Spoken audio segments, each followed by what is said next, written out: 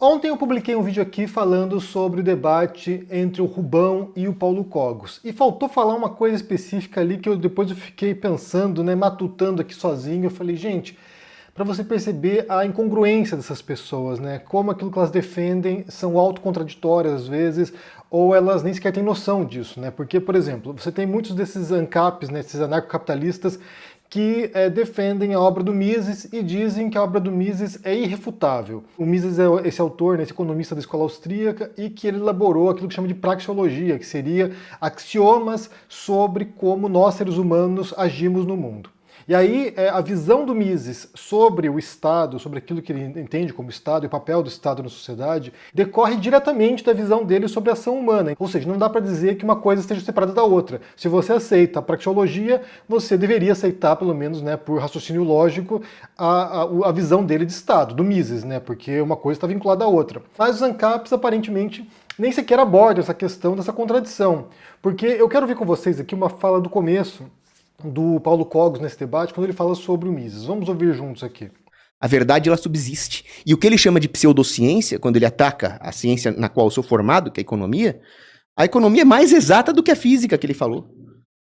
Porque a economia parte de leis irrefutáveis, como, por exemplo, a lei da ação humana. Eu duvido alguém refutar a praxeologia da ação humana na escola austríaca. Ou seja, você tem alguém aqui, como eu falei, dizendo que a teoria do Mises é irrefutável. Então, assim, a praxeologia é irrefutável, embora ele seja anarcocapitalista. Ou seja, ele é um anarquista que defende que, nesse modelo anarquista que ele tem na mente, seja regido por regras do capitalismo, né? E aí, para você entender a contradição enorme que existe entre a posição do Paulo Cogos e do Mises, que segundo ele é irrefutável, a gente vai ter que ler o Mises, a gente vai ter que procurar no Mises aqui o que o Mises diz sobre o Estado e sobre anarquismo, porque aqui, embora o ANCAP não seja igual, né, em termos de visão de sociedade aos anarquistas, ambos defendem sociedade sem Estado, que é a essência do anarquismo, né?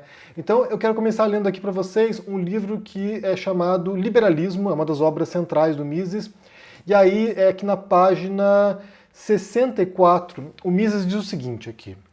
O anarquista e o ANCAP, né, aqui entre parênteses eu colocando, né, o anarquista e o ANCAP compreendem mal a verdadeira natureza do homem. O anarquismo somente seria praticável no mundo de anjos e santos.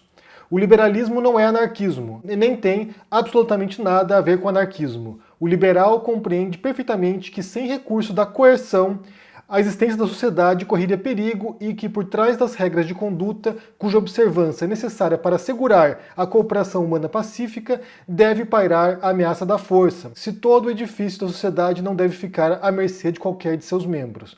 Alguém tem de estar em condições de exigir da pessoa que não respeita a vida, a saúde, a liberdade pessoal ou a propriedade privada de outros que obedeça às regras da vida em sociedade. É esta a função que a doutrina liberal atribui ao Estado, a proteção à propriedade, à liberdade e à paz. Então, sim, ele tem uma visão bastante negativa do ser humano, não sei se é tão realista assim, mas uma visão negativa do ser humano, que o ser humano é mau, né? Então tem um trecho aqui no qual ele fala que o ser humano é mau. Então ele tem uma visão bem negativa do ser humano, e aí, segundo o Mises, se não houver um Estado, se não houver uma força de coerção, a gente pode até pensar na definição do Max Weber, né, que o Estado ainda tem o domínio legítimo da força, da violência. Então, assim, se não houver uma força de coerção sobre os cidadãos de uma sociedade, você vai ter o caos. Então, assim, o anarquismo ele não é possível porque o ser humano é mau. Aqui, como eu falei, isso decorre diretamente da praxeologia do Mises. Se você compra a praxeologia como algo acabado, como algo irrefutável, você tem que comprar a visão dele de que os seres humanos, agindo em interesse próprio, eles vão se prejudicar uns aos outros se não houver essa força de coerção que é o Estado. Ele não defende o Estado máximo, ele defende o Estado mínimo, né? Então, assim, para assegurar os contratos, para assegurar a propriedade privada, para assegurar a justiça e a lei. Então, assim, não é mais nada do que isso. Se o Estado começar a interferir na economia, para o Mises, aí começa a extrapolar suas atribuições. Então, aqui é no livro Liberalismo. Mas não é só isso. O Mises tem várias falas sobre anarquismo, né? Aqui no livro dele chamado O Governo Onipotente. O liberalismo difere radicalmente do anarquismo. Ele não tem nada em comum com as ilusões absurdas dos anarquistas. Precisamos enfatizar esse ponto porque os estatistas às vezes tentam encontrar alguma semelhança. O liberalismo não é tão tolo a ponto de almejar a abolição do Estado. Claro, tem que ser tolo, segundo Mises, né, para desejar o fim do Estado. Os liberais reconhecem plenamente que nenhuma cooperação social e nenhuma civilização poderiam existir sem algum grau de compulsão e coerção. É tarefa do governo proteger o sistema social contra os ataques daqueles que planejam ações prejudiciais à sua manutenção e funcionamento. E aí, mais adiante, que em outro texto, né, que se chama O Fundamento Definitivo da Ciência Econômica, do Mises também. Uma escola de filósofos sociais de raciocínio superficial, os anarquistas, optou por ignorar a questão, sugerindo uma organização da humanidade sem Estado. Eles simplesmente ignoraram o fato de que os homens não são anjos. Foram obtusos demais para perceber que, num curto prazo, um indivíduo ou grupo de indivíduos pode certamente promover seus próprios interesses às custas dos interesses de longo prazo deles mesmos e de todos os outros. Uma sociedade que não está preparada para frustrar os ataques de agressores antissociais e míopes é impotente e fica à mercê de seus membros menos inteligentes e mais brutais. Enquanto Platão fundou sua utopia na esperança de que um pequeno grupo de filósofos perfeitamente sábios e moralmente impecáveis estaria disponível para conduzir os assuntos supremos, os anarquistas implicaram que todos os homens sem exceção seriam dotados de sabedoria perfeita e impecabilidade moral. Eles falharam em conceber que nenhum sistema de cooperação social pode eliminar o dilema entre os interesses de curto prazo de um homem ou grupo e os interesses de longo prazo. Então ele chama de tolos, de míopes, quem pensa que seria possível anarquismo. Aqui é o Mises dizendo, né? Em outro livro, também fundamental do Mises, A Ação Humana, citação: os anarquistas sustentam que uma ordem social na qual ninguém desfrute de privilégios às custas de seus concidadãos poderia existir sem qualquer tipo de compulsão e coerção para a prevenção de ações prejudiciais à sociedade. Uma sociedade ideal como essa poderia prescindir do Estado e do governo, ou seja, de uma força policial, um aparato social de coerção e compulsão. É um idealismo social. E aí tem mais citações, tem várias citações dele sobre isso, sempre no mesmo tom, né, que é necessário que haja uma força de coerção. Aqui a gente recorda, inclusive, que eu falei ontem sobre o Nozick, né, que é um autor que tem um livro sobre anarquismo, que também é liberal de direita, ou libertário de direita, e aí ele fala sobre isso, né, que pela própria dinâmica social, se você tiver uma sociedade sem Estado, alguns grupos vão se sobrepujar os demais, vão surgir milícias que vão, oprimir os demais, ou seja, vai haver um Estado diferente, mas uma sociedade opressiva ou caótica, né, ou anárquica no sentido negativo, não no sentido de anarquismo, né. Então aqui a visão do Mises sobre esse assunto. Então se o cara é um ANCAP, ele está indo contra a visão da praxeologia do Mises. Que fique claro aqui, né? Se o cara é anarquista, se o cara defende o mundo sem Estado, ele está em contradição com aquilo que o Mises disse, e aí, nesse caso aqui, o próprio Mises refuta, né, o Paulo Cogos. Se ele acha que a obra do Mises, a praxeologia, é irrefutável, logo, aquilo que o Paulo Cogos diz é bobagem, tolice, é miopia, né? Então, segundo palavras do Mises aqui. Só para deixar claro como as pessoas muitas vezes defendem posições contraditórias sem ter sequer noção. Esse caso do Cogos é como se fosse um comunista que não acredita no comunismo. Assim, você acha que pode existir uma sociedade comunista no futuro? Ah, não acho. Por que você diz comunista? Ah, porque a obra do Marx está correta. Então, assim, parece uma contradição em termos aqui, né? E aí, primeira coisa. E depois eu preciso aqui responder algumas coisas que aconteceram essa semana, né? Dar algumas respostas. Uma delas tem a ver com um vídeo que um MBLista fez sobre mim, né? Respondendo aqui quando eu falei da treta entre Nando Moura e o MBL. E aí ele fez um vídeo resposta e basicamente ele defendeu alguns pontos aqui que eu acho que vale responder, porque primeiro ele foi no sentido de que, mas e o PT? Ou seja, eu critiquei a posição do MBL como instituição, né, como organização, de ficar atacando um cidadão como Nando Moura, que eu achei que isso era rasteiro, isso empobrecia o debate público, isso, isso inclusive descredibilizava o MBL. Bem, não tem muita credibilidade, mas descredibilizava o MBL, e aí ele comparou com o PT, mas o PT também faz isso, o PT também usou a máquina do Estado, usou dinheiro público para financiar blogueiros petistas para atacar indivíduos, Kim Kataguiri, por exemplo. E aí aquela coisa, né? Mas e o PT? É o apelo à hipocrisia, falácia lógica, né, básica, de você comparar a hipocrisia dos outros para poder justificar a sua hipocrisia. Então, nesse caso aqui, se o PT pode fazer, o MBL também pode fazer, né? E aqui a questão não é essa, a questão é ético fazer isso? É correto fazer isso? É correto usar, a estrutura do MBL para atacar as pessoas? E daí ele questionou isso, essa minha afirmação, né? Qual canal institucional do MBL está fazendo isso? E daí a gente tem vídeos do canal do MBL, né? Canal de lives do MBL, canal do MBL. Então, assim, figuras institucionais do MBL, né? Representantes do MBL. E aí é uma outra questão, né? Porque parece que os MBListas têm uma dificuldade tremenda de distinguir o público e o privado, ainda mais quando se trata de questão política, né? Porque quando você é um político, quando você atua na esfera política, a esfera privada, ela reduz. Então, assim, os seus atos públicos como indivíduo muitas vezes refletem o seu partido, refletem os seus valores políticos, refletem a sua participação no ativismo político. Mas, por o caso do Mamãe Falei, né? Vai lá para a Ucrânia, manda aqueles áudios lá objetificando refugiadas, dizendo que são fáceis porque são pobres, e aí aquela fala privada dele, aquela fala num grupo privado de amigos machistas, aquela fala privada vem a público e isso afeta a carreira política dele, ele é caçado lá na Assembleia Legislativa, né? Quando você é uma figura política, pública, as suas falas, mesmo se for não é no canal do MBL, no meu canal pessoal, isso também impacta na imagem da organização que você faz parte. É inevitável, não tem jeito, né?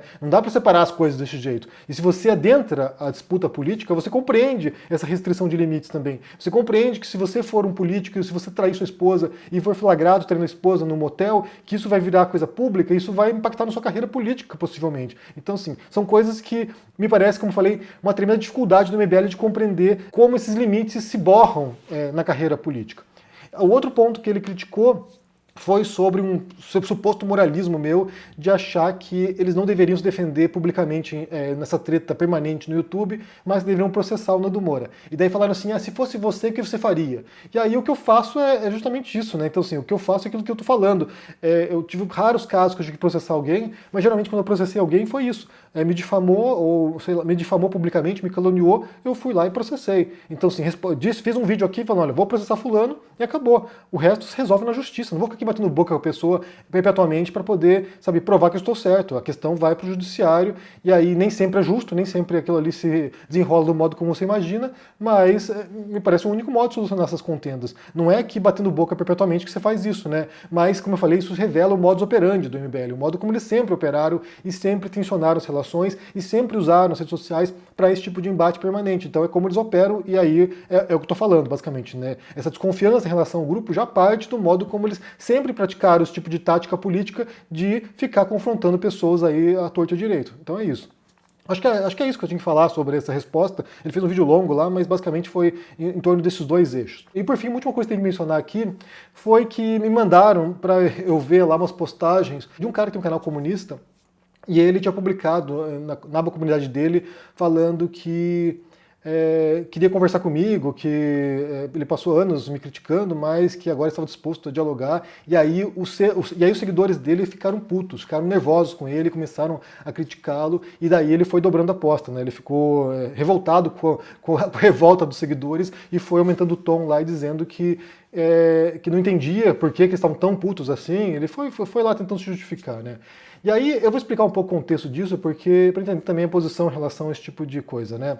Esse cara aí, ele passou anos não apenas me criticando, porque criticar é legítimo. Quem não curte meu conteúdo, vai lá, faça vídeo. Isso aqui ajuda a engajar, inclusive. Você criticar meu conteúdo, manda a gente pra cá, que aumenta o engajamento, que aumenta o alcance do vídeo, que aumenta, inclusive, o dinheiro no final. Então, assim, criticar, pode criticar à vontade. Nem espero que as pessoas concordem comigo em tudo, ou nem sequer espero que as pessoas concordem comigo, né? Então, assim, estou defendendo minhas ideias aqui, aquilo que eu penso. Quem quiser discordar, discorde.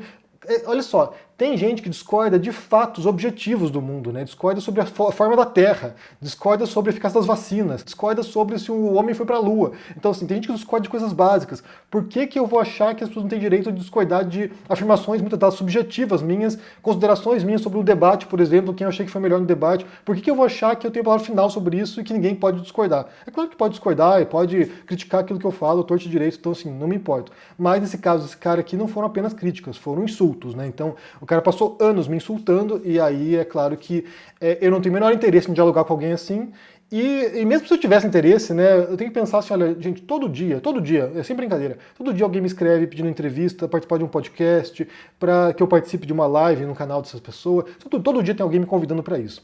Se eu fosse fazer uma triagem, né, de pessoas que eu daria prioridade para dar visibilidade, para participar junto com a pessoa e fazer contato com essa pessoa, certamente não seria uma pessoa que passou anos me insultando. Não seria.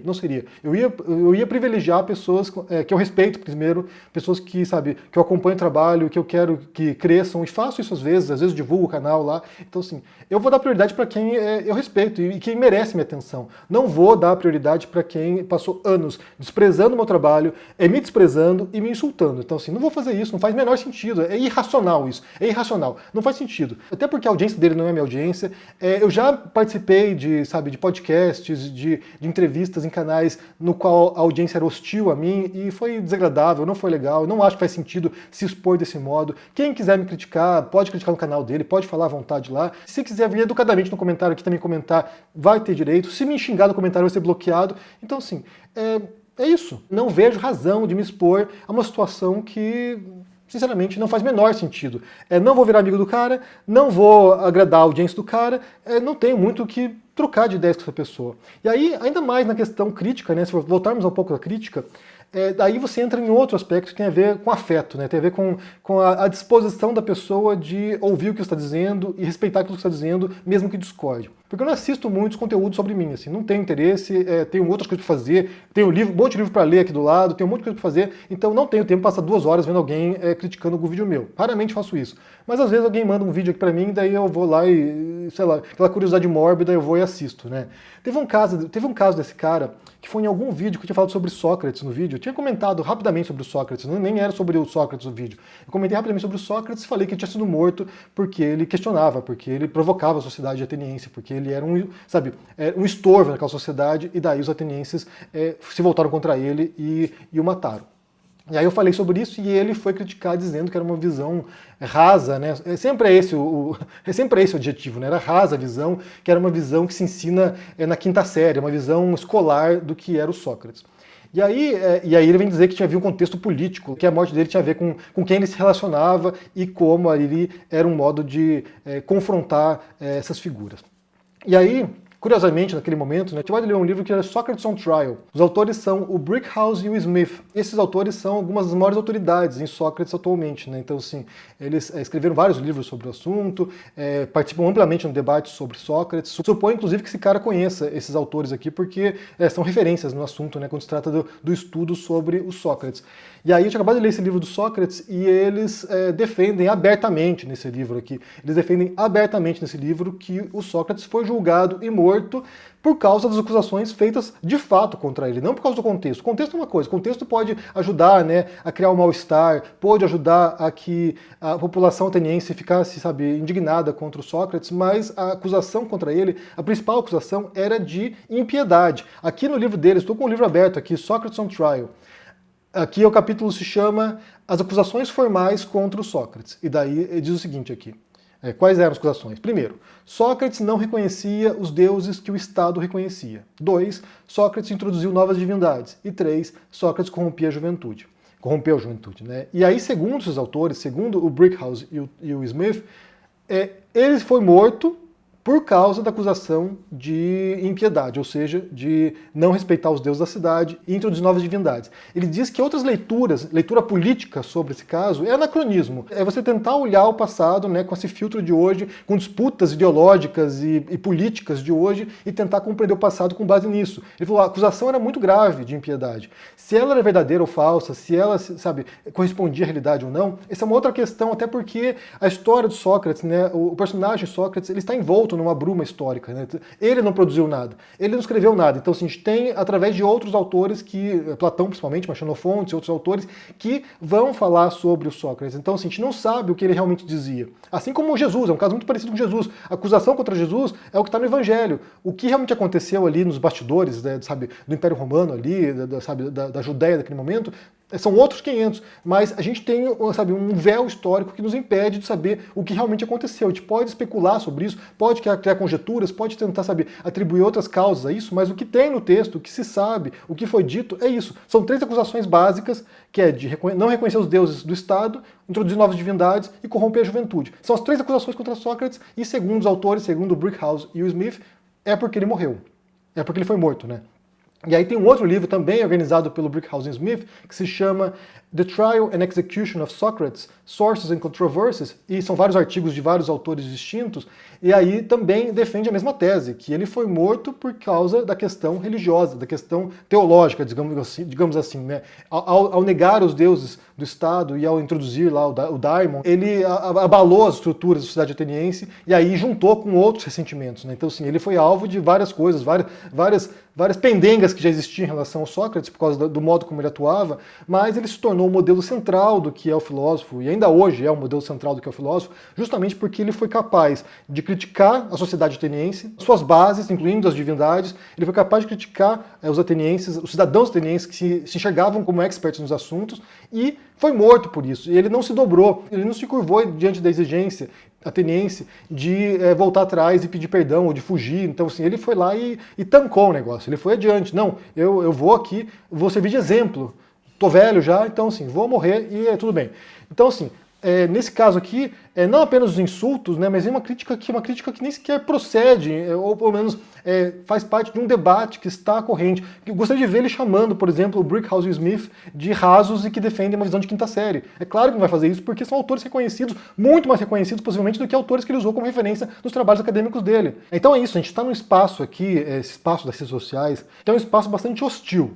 Então, assim, a gente sabe aqui, inclusive é aquilo que eu tenho falado há anos aqui, é o ponto principal das minhas críticas em relação a programas de debate, em relação a certos youtubers, influenciadores. A gente está num espaço aqui no qual a agressividade verbal, né, discursiva, ela é o ponto, sabe, focal desses canais. Ou seja, as pessoas ganham audiência, ganham visibilidade porque são agressivas, porque atacam os demais, porque usam de uma tática de demonização do outro para ganhar visibilidade. Aí a gente pode pensar um pouquinho sobre o percurso, né, que foi o percurso dos progressistas durante o governo Bolsonaro, porque muitos de nós aqui, muitos canais, sabe, de esquerda, cresceram em oposição ao Bolsonaro. A gente estava reagindo ao Bolsonaro, a gente estava, sabe, rejeitando o Bolsonaro. E aí, nesse pacotão de rejeição ao Bolsonaro, havia muita gente. Havia canais progressistas, havia canais comunistas, havia canais anarquistas, havia canais, sabe, identitários no geral, antirracistas, feministas e assim por diante. Havia muitos canais que estavam unificados na rejeição ao Bolsonaro. E havia pessoas que nem sequer eram politizadas e que, compreendendo o momento, compreendendo a marcha dos tempos, se indignou com aquilo e também passou a rejeitar o Bolsonaro. Então havia um sopão, um caldo aqui de muitas vertentes e muitas propostas que unificou essas pessoas na rejeição. Quando o Bolsonaro não se reelege e aí o PT ganha, aí isso se fragmentou, isso se pulverizou. Então, assim, havia os petistas, havia os ciristas, havia os anarquistas, havia os comunistas, havia os leninistas, trotskistas, assim por diante. Então você tem lá vários canais distintos, várias propostas distintas de sociedade, de visão de mundo, de política. Isso se fragmentou, isso se fragmentou em dezenas de partes. E os progressistas, eu posso dizer que nunca foram, talvez, o grupo majoritário, porque quem é progressista geralmente não é muito engajado, né? Quem defende uma sociedade mais razoável, mais justa, não cria militância, geralmente. Essa pessoa não vai, sabe, criar uma horda de seguidores para ficar, sabe, atacando os demais. Não faz nem sequer faz parte da proposta aqui. Vocês nunca me viram, ao longo desses anos, criando uma base de seguidores aqui para ir atacar alguém, para ir lá meter o pau. Nem nos bolsonaristas eu fazia isso, nem nos olavistas eu fazia isso. Então, assim, muito menos para quem é de esquerda. Então, assim, jamais instiguei, jamais transformei isso aqui numa máquina de perseguição de alguém. Porque não é a proposta, nem sequer contra o Caio Coppola, ninguém, nunca fiz isso. Sempre tentei fazer discordância no nível das ideias. Então, assim, posso ter discordâncias veementes com as pessoas, algumas pessoas da esquerda, posso ter, mas não vou transformar isso aqui numa máquina de perseguição de indivíduos, porque não me parece que seja uma tática razoável de confronto ideológico. Eu acho que isso aqui é corrosivo, né? Isso aqui o modo como os canais, muitos canais militantes operam é corrosivo. Isso aqui destrói o debate público, isso aqui prejudica o debate público. Para mim isso aqui é um perigo. E nem por isso eu vou nem por isso eu vou criar uma militância agora aqui da razoabilidade para atacar esses canais, porque não faz sentido isso. Isso aqui vai contra aquilo que eu acredito. Então, o que eu percebo é que defender certos ideais progressistas passou a ser datado, porque já não é aquele momento, sabe, da oposição ao Bolsonaro. Agora é o momento da militância. Então, assim, você tem vários canais militantes, tanto partidários quanto fora de partidos, que estão na militância. E a militância tem justamente esse propósito de arrebanhar seguidores, de arrebanhar, sabe, pessoas para carregar bandeira atrás. Se por acaso, né, se porventura, próxima eleição, entrar um bolsonarista no poder, a gente pode talvez ver uma reversão desse cenário e mais uma vez ver a oposição ao fascismo, entre aspas aqui, ao fascismo unificada contra o estado de coisas. Mas uma vez que você tenha o PT no poder, já não faz sentido mais uma organização, né, de grupos de esquerda em torno de pautas que nem sequer são concordantes em muitos sentidos. Então as pessoas simplesmente se pulverizaram. E aí outra coisa que eu também sempre falei, e acho que vale ressaltar, é que você não tem como passar, sabe, anos chamando alguém de fascista e depois esperar que a pessoa esteja do seu lado. Você não tem como chamar, sabe, liberais de fascista, bolsonarista de fascista, conservador de fascista, centro-direita de fascista, social-democrata de fascista, progressista de fascista, e depois achar que essa pessoa vai te apoiar em alguma coisa. Então, assim, se você antagoniza todo mundo, você pode esperar antagonismo de todo mundo também. Me parece a lógica mais natural das coisas, né? Você não pode transformar o outro no inimigo e achar que o teu inimigo vai gostar de você depois. Aí não dá, realmente não dá. Eu entendo aqui uma coisa, né? Inclusive, eu acho que tem até um caso histórico exemplar disso, que foi o Sartre. Eu entendo que se eu houvesse vestido a camisa vermelha, viesse aqui com a Bíblia marxista e tivesse dito, camaradas, eu me converti, que eu teria uma horda bem engajada aqui. Teria uma horda bem engajada aqui e feliz, porque um canal grande e progressista se converteu à verdade iluminada. Eu tenho certeza disso. Como eu falei, o Sartre parece ser uma história dessa, né? O Sartre, ele criou a onda existencialista, né? Então começou a pegar mal ser existencialista. Era uma ideologia burguesa, uma filosofia burguesa. Aí eles convertem ao marxismo com ressalvas, com sutilezas, tentando unificar o existencialismo com o marxismo, mas ele fez isso para não perder relevância. Sei que muita gente faz isso, sei que muita gente fez isso para não perder relevância. Mas no meu caso aqui, estou pouco me importando, assim, sinceramente, eu acho que é mais importante a minha fidelidade a mim mesmo e as minhas ideias do que fidelidade a, sei lá, a popularidade no YouTube, a ser respeitado por pessoas que me odeiam, a pagar pau para quem não concorda. Então, assim, não dá, realmente não dá. Bem, me diga o que vocês pensam aqui sobre essas histórias que eu apresentei. Primeiro sobre a incongruência, né, a contradição dos ANCAPs, citando Mises e defendendo Mises como irrefutável, ao mesmo tempo que Mises refutava o anarquismo, aparentemente, refutava o anarcocapitalismo também. Então, assim, dizer que é impossível uma sociedade sem Estado porque isso ia degringolar. Então, assim, como é que você entende essa contradição? Depois, sobre as respostas dadas por esse integrante do MBL aí, tentando botar a culpa no PT. O MBL faz isso porque o PT também fazia, então, assim, quase isso, né? Quase isso a justificativa.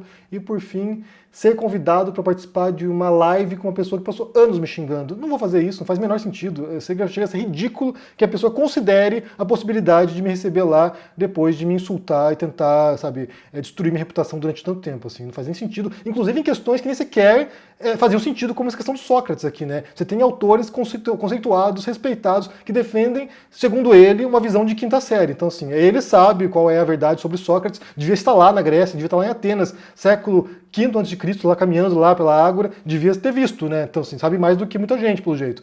Bem, o que vocês pensam aqui sobre essa história? Deixe seu joinha aqui embaixo, deixe seu comentário, se torne um membro ou apoie o canal. E só lembrando que nesse momento está disponível na pré-venda o meu livro novo com Carolina Arcari e ilustrações de Inês da Fonseca, chamado Beijos. É um livro lindo, tá lindo, uma obra de arte mesmo. Link na descrição aqui, se cuide e até mais. Tchau. Tem corretora famosa e grande aí sendo processada porque está vendendo coisa que está prejudicando demais os clientes. Tem gente perdendo dinheiro que juntou a vida inteira investindo em coisas assim perigosíssimas que foram oferecidas por essas corretoras. E as corretoras não estão nem deixando a gente falar sobre isso. Estão processando um monte de influenciadores aí que estão alertando as pessoas. Gente, só tem uma maneira de se proteger disso: entendendo como funciona esse mundo das finanças e dos investimentos. A notícia boa é que é muito mais simples do que vocês imaginam. E se ensinado da maneira correta, é até divertido. Eu preparei uma aula para o dia 15 de abril, uma terça-feira, às 8 horas da noite, que eu queria que todos vocês participassem. Uma aula rápida, muito gostosa de fazer e que vai transformar para sempre essa caminhada financeira de vocês. Dia 15 a gente está junto lá.